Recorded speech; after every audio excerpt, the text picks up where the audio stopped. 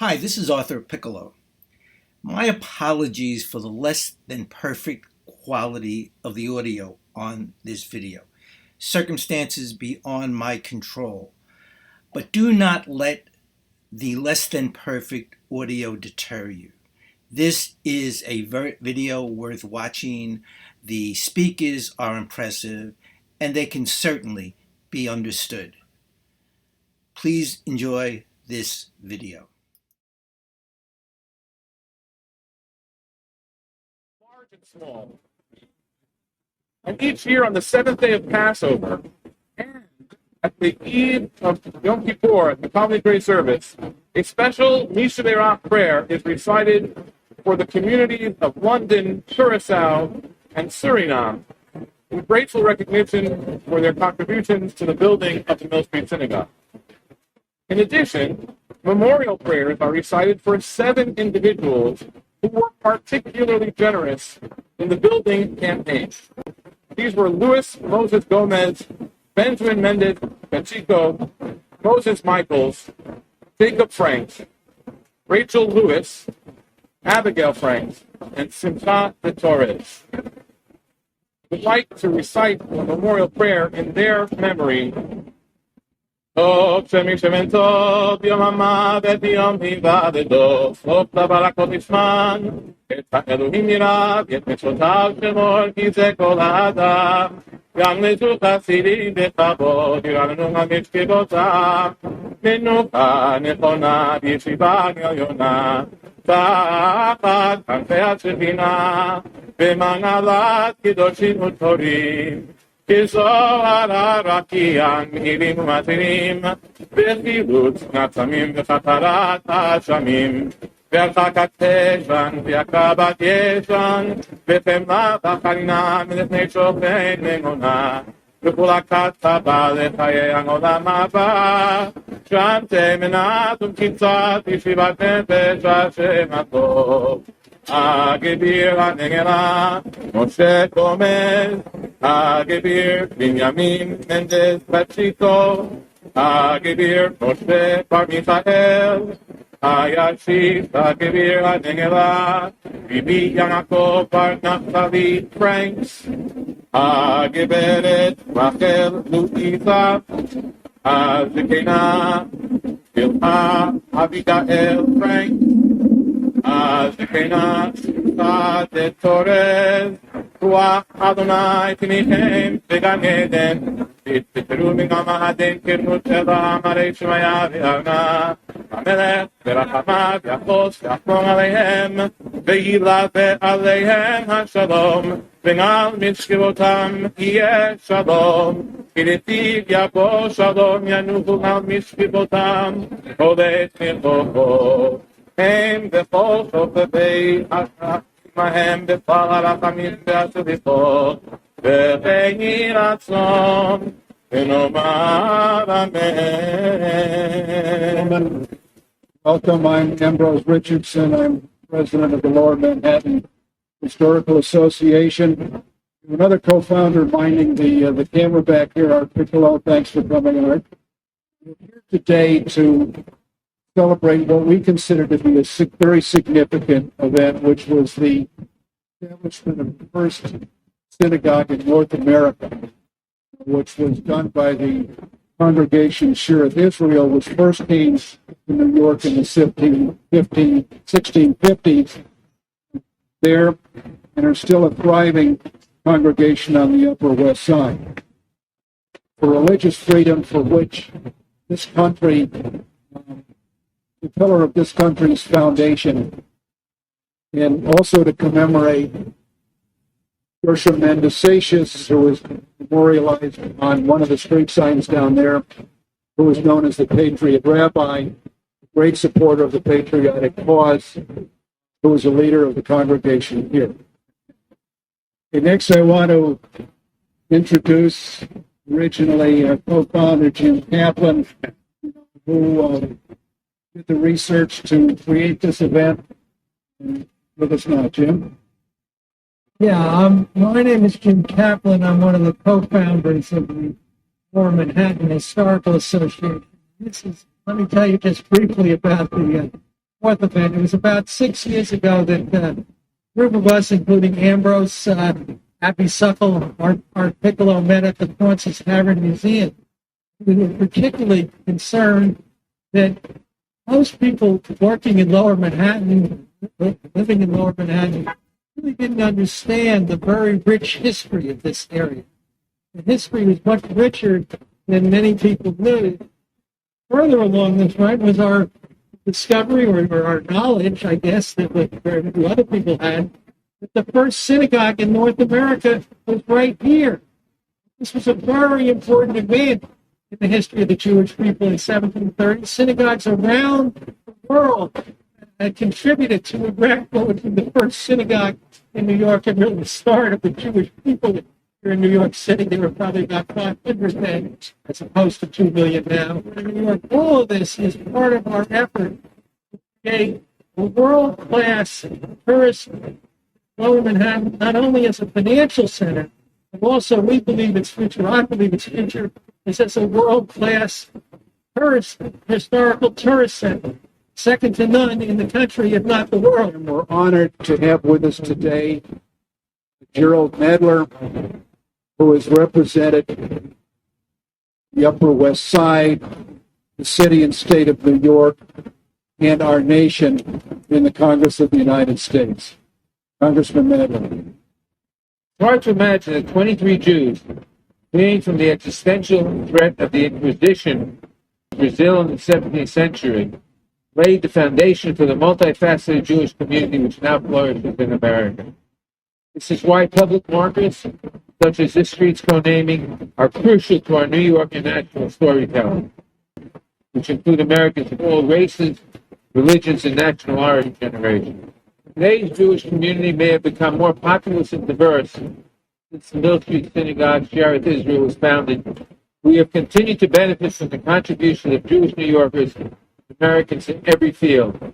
I'm proud that my congressional district, which includes the area in which we stand today, has the largest and most diverse Jewish community of any congressional district in the United States, spanning the full religious spectrum within Judaism. I'd like to thank the Lower Manhattan Historical Association, all of you gathered here today to mark this important commemoration of American Jewish history on the site where it began here in New York City. Thank you very much. Before we get to some of the more religious leaders, I just want to give a call out to Reverend Michael Byrd, who's the vicar of Trinity Church, which was around at the same time, spiritual and community anchor. I want to call on Reverend Zechariah Ettinger, the sexton of Shearith Israel congregation. Zach? Fantastic program commemorating the first synagogue in North America, Mill Street Synagogue, and its famous patriot minister, Reverend GERSHOM and SEIXAS. My name is Zachary Ettinger, and I'm the ritual director, or the sexton, for Congregation Shearith Israel. We are honored to participate again this year in this wonderful event. Also want to wish Kol HaKavod and congratulations to Rabbi POTASNIK, honored recipient of this year's GERSHOM and SEIXAS Religious Freedom Award. Thank you for everything that you do to foster civil discourse between different faiths, and more impressively, between different denominations within Judaism. Thank you as well for everything you have done and continue to do for the city of New York.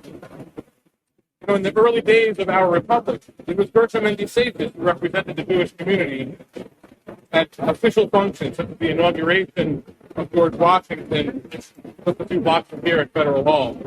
Today, we can be proud of the manner in which Rabbi POTASNIK represents the Jewish community of New York, the city of New York, and the world at large. May you continue to do so for many years to come.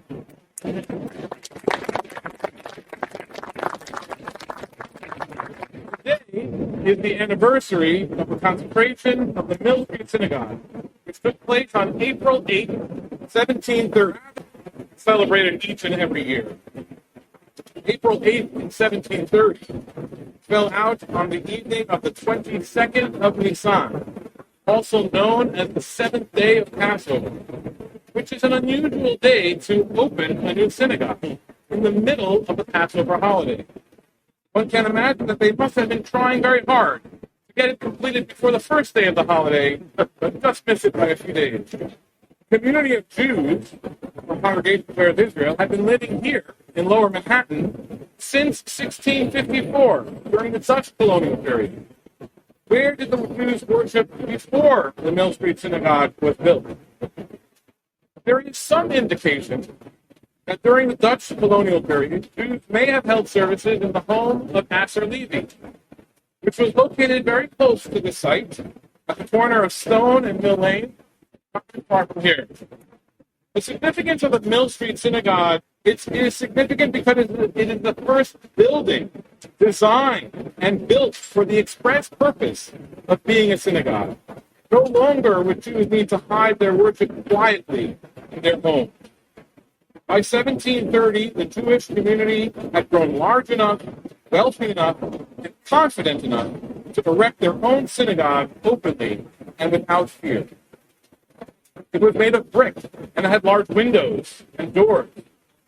And it served the Jews of New York, all of the Jews of New York, when a new and larger still synagogue was built in its place, right here, called the Second Mill Street Synagogue. Memories of the Mill Street Synagogue are still very much alive today at Sheretz Israel, where services are held morning and evening every day of the year in much the same liturgy as would have been heard here on Mill Street, in the Mill Street Synagogue, every year on the seventh day of Passover. We also use the so-called pineapple bells, finial bells which adorn the Torah scroll, which were purchased for the synagogue through a special bequest of Rachel Lewis at her death in 1734. And we invite the descendants of the family that once worshipped in the Mill Street Synagogue to participate in this service. Many objects, from the furniture to ritual objects, once used in the 1730 synagogue, remain in use today. So I invite you all to come and visit us up on 70th Street and Central Park West to see the living legacy of the Mill Street Synagogue in action. Memories of the Mill Street Synagogue may be harder to find here on South William Street today, which is why we give special thanks to Jim Kaplan and to Ambrose and to the Lower Manhattan Historical Association for raising awareness, for providing a plaque, and to letting the world know about the contributions of the Jewish community right here in Lower Manhattan. And to all of you for coming today to this special ceremony. Thank you. I'd like to call next on Rabbi Nissi Eber. And the Shabbos.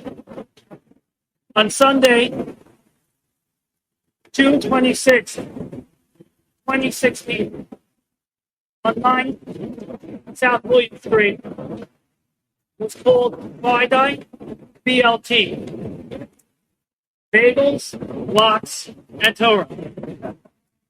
Different version. And the reason why we started that was we noticed that there is a community of Jews in Lower Manhattan. And it's time that we start to celebrate together as a community with bagels, lox, and Torah, our original. And I began the morning with a question. I said, who knows what happened on this street? I just mentioned this was at the Wall Street Inn, the corner of Mill Lane and South William Street. People there. What happened here? What's special? Because when I asked them the question, where was the first place that Jews celebrated their Judaism as a community? Spanish, Portuguese, Uptown, Rhode Island, Europe. But not one of them said, oh, it was on this block. And then I turned to them and said, well, today we're making history here. That this location on South William Street was since it was used last as a synagogue. And today we have an opportunity to congregate, celebrate the Lower Manhattan Historical Association, led by James Kaplan, Ambrose, and Mr. Arthur Piccolo, the Bowling Green Association, eventually led to putting up this beautiful plaque on the wall. All of a sudden, brought recognition to a street which for the most part was ignored. A street that had tremendous and has tremendous history. And all of a sudden, people start looking at it. And, as the tour guides come by, different groups come by and they look at the architecture of the buildings. And then they stop and they say, wait 1 second, what's this? And they see how it says Mill Street Synagogue, the sign. GERSHOM decides its way. All of a sudden they learn something new about America's rich history, about the rich history of New York, about the rich history of the Jews of New York. So today, April 8th, 3 years later, we're celebrating again the annual street naming and bringing the proper recognition to this street, which it so much deserves. I'd like to say that I think the Lower Manhattan Historical Association, Jane Kaplan, Ambrose, Arthur, and the rest of the team brought the knowledge, the history of this block to New York Jews. There's an Hebrew expression, Hazara Atara Larosha. The crown will return to its former glory. And to me, living here, seeing this new beautiful community that we have in the financial district, that is just fortifies this idea that we're not here today just to celebrate history, but we're here today also to celebrate the future.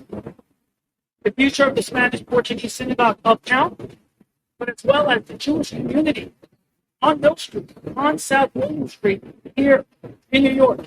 So, thank God, New York is back, Lower Manhattan is back, South William, Mill Street, Synagogue Street is back, and the community, the Jewish community, is here again in Lower Manhattan, celebrating our very bright future.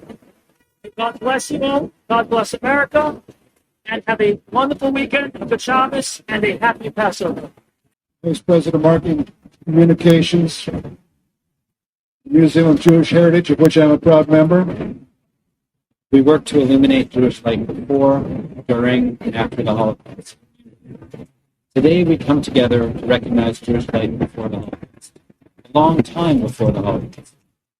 In the same place where the Jewish community of 1730 consecrated Mill Street Synagogue.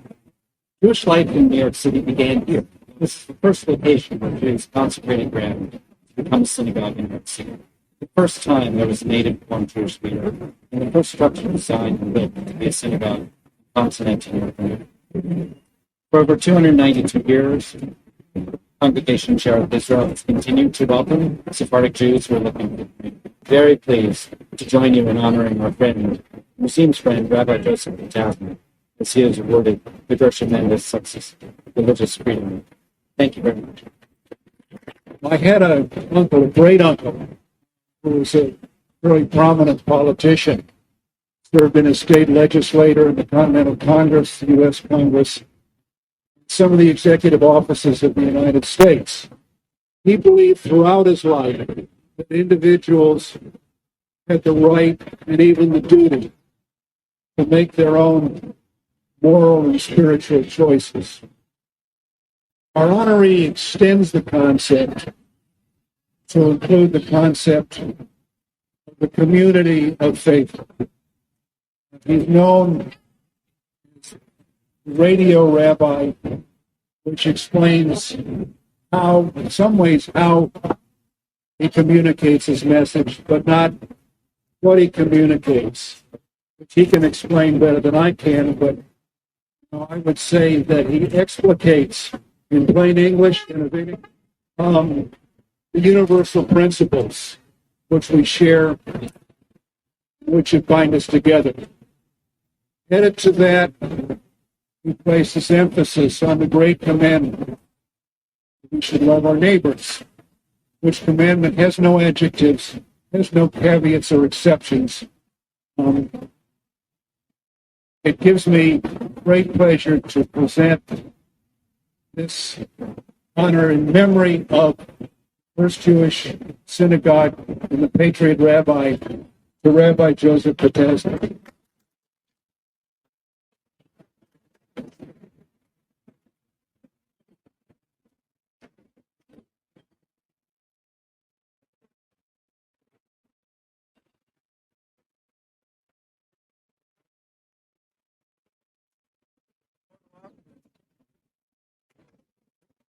Let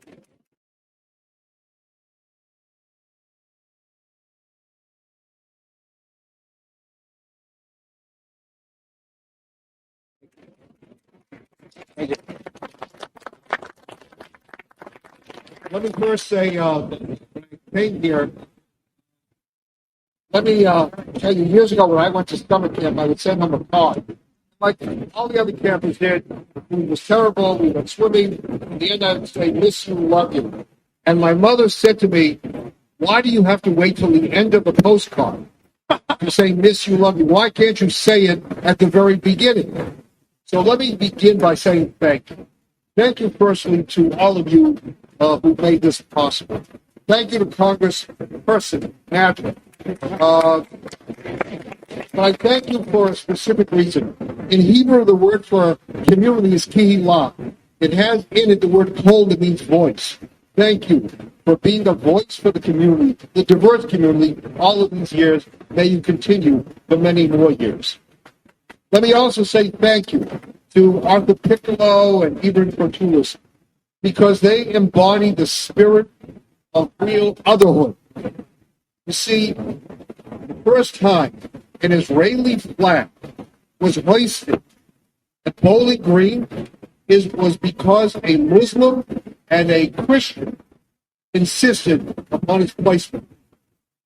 Last week, a Ukrainian flag was raised there because a Muslim and a Christian insisted upon its placement.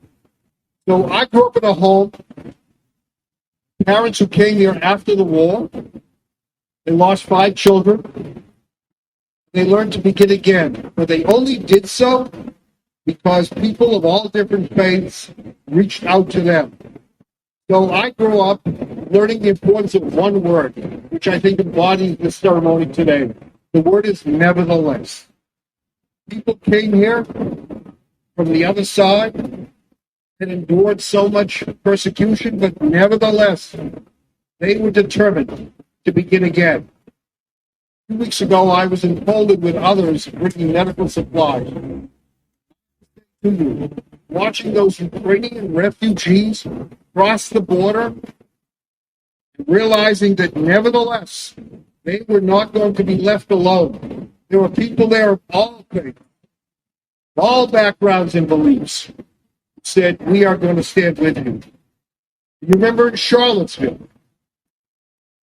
when that march was chanting of Jews will not replace us, there were a group of Christians who formed a protective ring around the synagogue. And they said, you want them?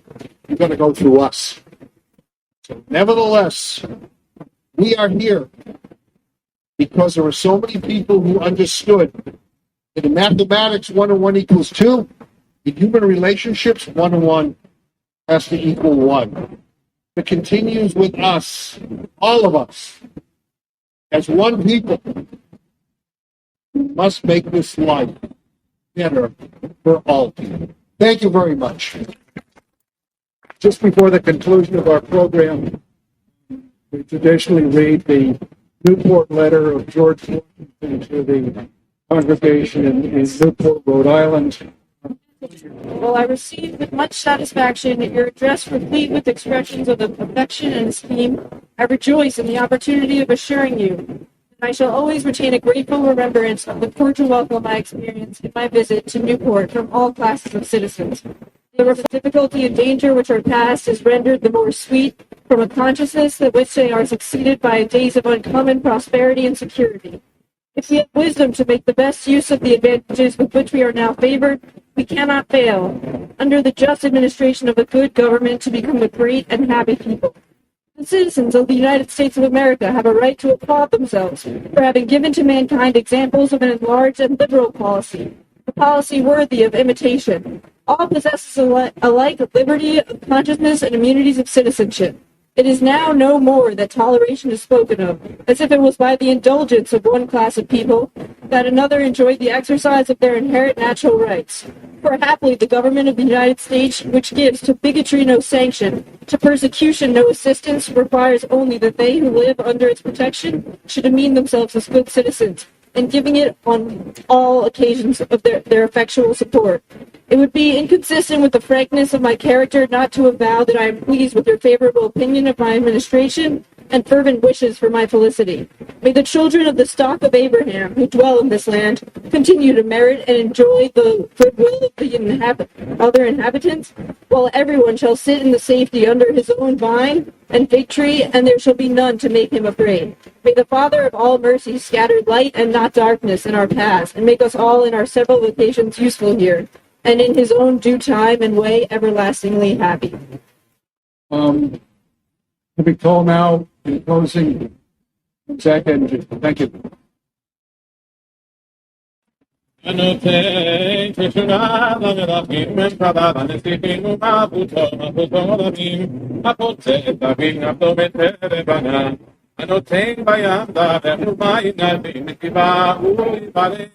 Before sorbi anador, et pol sarei apeginot aedu,